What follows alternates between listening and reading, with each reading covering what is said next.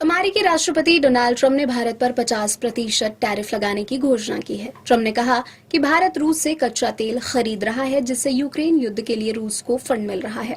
भारत ने ट्रंप के फैसले पर आपत्ति जताई और कहा कि देश के हित में किसी दबाव के आगे भारत झुकेगा नहीं। अब इस पर चीन का बयान भी सामने आया है। चीन ने भी ट्रंप के फैसले पर कड़ी नाराजगी जाहिर की है। चीन के विदेश मंत्री वांग यी ने भारत सहित अन्य देशों पर ट्रंप द्वारा टैरिफ थोपे जाने की कड़ी आलोचना करते हुए इसे अंतर्राष्ट्रीय कानूनों का उल्लंघन बताया है। चीन ने कहा है कि अमेरिका अन्य देशों को दबाने के लिए टैरिफ को हथियार बना रहा है। अमेरिका की बढ़ती दादागिरी को देखते हुए अब यही सवाल उठ रहा है कि क्या भारत, रूस और चीन एक साथ आएंगे। अमेरिका को सबसे ज्यादा लाभ ग्लोबल मार्केट में डॉलर में होने वाले ट्रेड से होता है, तो क्या रूस, भारत और चीन मिलकर डॉलर का मुकाबला कर सकते हैं। अमेरिकी राष्ट्रपति डोनाल्ड ट्रंप के भारत पर 50% टैरिफ ने खुद अमेरिकी निर्माताओं और पॉलिक मेकर्स जैसे विशेषज्ञों में चिंता ला दिया है।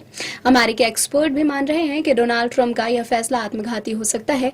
प्रधानमंत्री नरेंद्र मोदी ने भी ट्रंप के टैरिफ पर अपनी प्रतिक्रिया व्यक्त की है। उन्होंने डोनाल्ड ट्रंप का सीधा नाम नहीं लिया, लेकिन कहा कि हमारे किसानों का हित सर्वोच्च प्राथमिकता है, चाहे उसके लिए कोई भी कीमत चुकानी पड़े। दरअसल डोनाल्ड ट्रंप भारत पर ट्रेड डील के लिए दबाव बनाना चाहते हैं।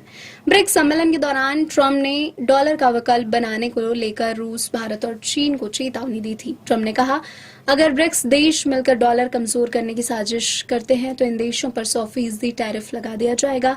फिलहाल भारत ने ऐसी कोई कोशिश नहीं की और उस पर ट्रंप 50% का टैरिफ लगा चुके हैं। तो क्या अगर ये तीनों देश ही साथ आते हैं तो डॉलर को नुकसान का डर ट्रंप को सता रहा है। इस क्रम में वह टैरिफ बढ़ा रहे हैं।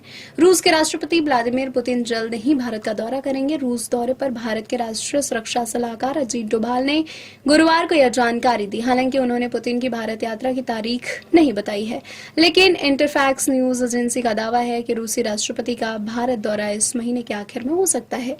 राष्ट्रीय सुरक्षा सलाहकार अजीत डोभाल ने गुरुवार को क्रेमलिन में रूसी राष्ट्रपति व्लादिमीर पुतिन से मुलाकात कर दोनों देशों के बीच द्विपक्षीय सहयोग पर चर्चा की। रूसी राष्ट्रपति कार्यालय क्रेमलिन की प्रेस सेवा की ओर से साझा की गई एक वीडियो क्लिप में डोभाल बातचीत से पहले पुतिन से हाथ मिलाते हुए दिखाई दे रहे हैं। सूत्रों के अनुसार डोभाल ने बाहरी दबाव के बावजूद रूस के साथ सभी मोर्चे पर सहयोग जारी रखने की नई दिल्ली की प्रतिबद्धता दोहराई।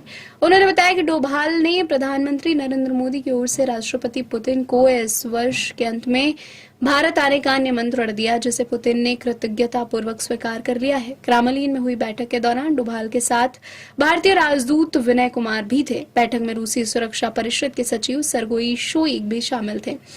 इससे पूर्व डोभाल ने शोइगु के साथ बातचीत की। शोइगु ने कहा कि रूस एक अधिक न्यायसंगत और टिकाऊ विश्व व्यवस्था बनाने और अंतर्राष्ट्रीय कानून की सर्वोच्चता सुनिश्चित करने के लिए भारत के साथ सक्रिय सहयोग बढ़ाने के लिए राजी है।